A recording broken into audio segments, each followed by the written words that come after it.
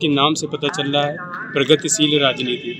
जहाँ पे नाम ही प्रगति से शुरू हो रहा हो, वहाँ पे प्रगति की बहुत ही आवश्यकता होती है। राजनीति का मतलब तो अगर इसका नाम से निकालें कि राज प्लस नीति, ऐसा ऐसा राज जो नीति के द्वारा किया जाए, कहीं ना कहीं किसी तरीके से किया जाए।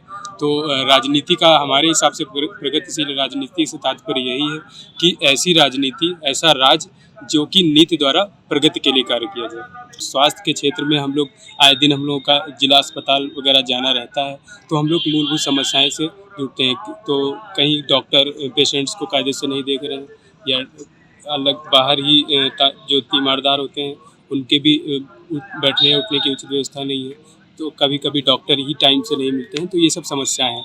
अगर शहर में एक से अधिक अस्पताल ट्रामा सेंटर होंगे तो ये सब समस्याएं आसानी से निस्तारित की जा सकती हैं। नमस्कार, मैं समी अहमद सीतापुर से। आईपा यानी all India progressive politics association. AIPA एक ऐसा मंच है जहां पर हम बात करते हैं देश में प्रगतिशील राजनीति को बढ़ावा देने की, सामाजिक मुद्दों की, जन सरोकार से जुड़े हुए मुद्दों की, लोगों के समस्याओं की, विकास को लेकर आईपा के मंच पर हम बात करते हैं। आईपा के मंच पर आज हमारे साथ में मौजूद हैं पहल संस्था के प्रदेश सचिव हैं तालिब खान जी हमारे साथ मौजूद हैं। तालिब खान जी, आपका आईपा के मंच पर बहुत बहुत स्वागत है।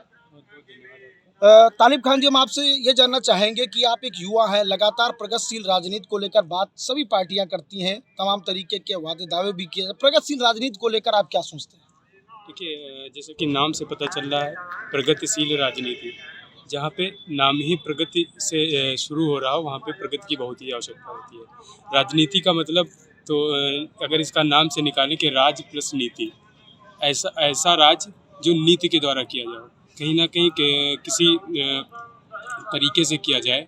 तो राजनीति का हमारे हिसाब से प्रगतिशील राजनीति से तात्पर्य यही है कि ऐसी राजनीति, ऐसा राज जो कि नीति द्वारा प्रगति के लिए कार्य किया जाए। बात करते हैं अगर तमाम तरीके की राजनीति जो पार्टियों की, अगर सभी पार्टियां अपने आप को लोकतांत्रिक कहती हैं और तमाम तरीके के चुनाव, जैसे मौजूदा समय में चुनाव चल रहा है, तमाम वादे भी होते हैं। कितने वादे पूरे होते हैं इन 5 सालों में?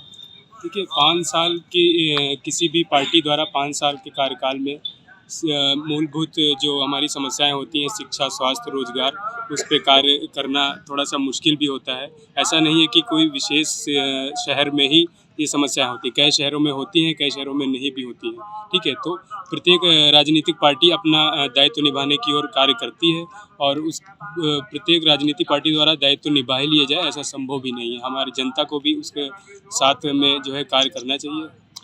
क्या मानते हैं कि अगर प्रगतिशील राजनीति की बात की जाए तो युवाओं को भी राजनीति की तरफ आना चाहिए ताकि देश जो है और तरक्की कर सके? पढ़े लिखे जब लोग आएंगे, किस तरीके से, कैसे, क्या मैसेज देना चाहेंगे युवाओं को? युवाओं की अपनी अहम भूमिका रहती है, क्योंकि कहते नहीं है कि युवा ही देश का भविष्य होते हैं। तो युवाओं का आगे बढ़कर आना ही जरूरी है। और जो एजुकेटेड लोग हैं राजनीति में, हमारे हिसाब से एजुकेटेड लोग जब युवा के रूप में आगे बढ़ेंगे तो निश्चित ही देश का विकास होगा।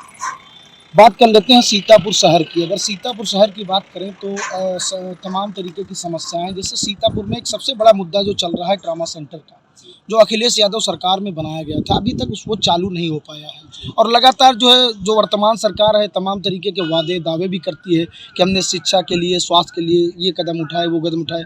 क्या लगता है आपको, अगर ट्रामा सेंटर सीतापुर का चालू हो जाता तो कितना फ़ायदा लोगों को मिलता?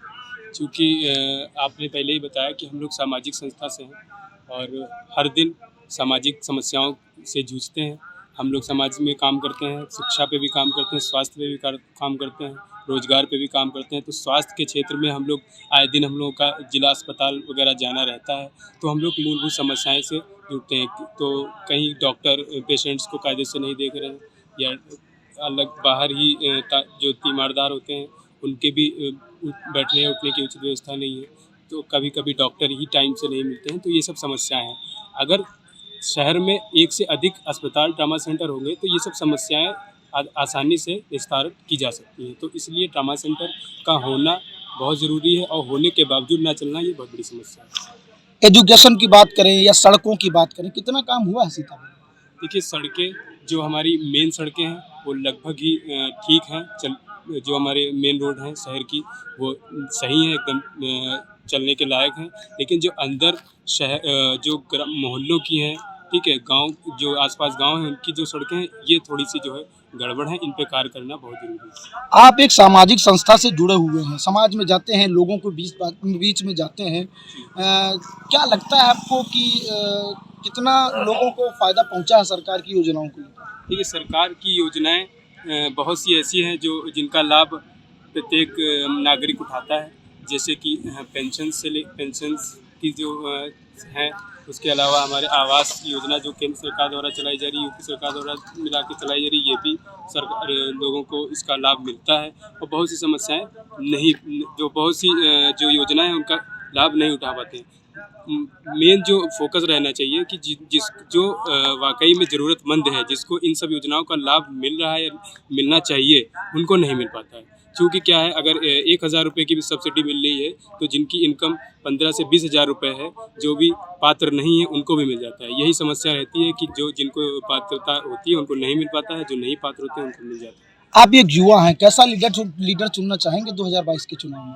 देखिए, लीडर समाज के लिए कार्य करे, समाज में जो मूलभूत समस्याएं हैं उन पे काम करे, शिक्षा, स्वास्थ्य, रोजगार को प्राथमिकता दे, ऐसा ही हमारा नेतृत्व। आईपा के मंच से आपसे एक अंतिम सवाल, युवाओं को आप क्या मैसेज देना चाहेंगे?